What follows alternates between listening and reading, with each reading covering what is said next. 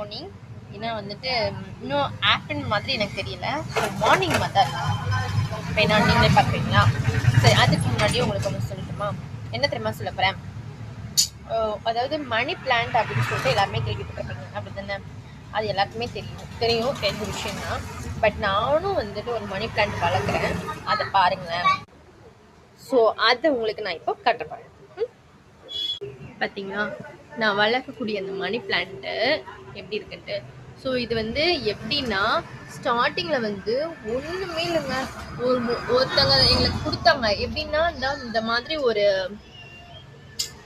இருக்குல்ல, இந்த மாதிரி சின்ன இவ்வளோதான் இருக்கும். இதை தான் வந்து எங்களுக்கு கொடுத்தாங்க. சரி, நாங்களும் வந்துட்டு இந்த பாட்டில் தான் வச்சு தண்ணி ஊற்றி கிட்டத்தட்ட அது வளரவே இல்லை. என்னடா இது இப்படி வளரல, சரி நம்ம செய்ய வேண்டியதை செய்வோம் அப்படின்னு சொல்லிட்டு தண்ணி ஊற்றிக்கிட்டே இருந்தேன்.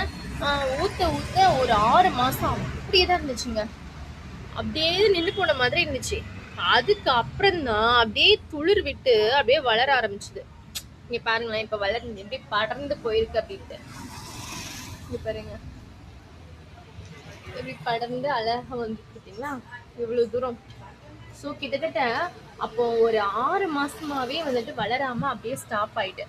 அது இப்படிதான் இருக்குமா இல்ல இந்த செடியோட நேச்சரே அப்படிதானா அப்படின்னு தெரியல. ஸோ இப்போ வந்து ஒவ்வொன்றும் அழகா வளர ஆரம்பிச்சிட்டு. இங்க பார்த்தீங்களா, துளிர் விட்டுருக்கு.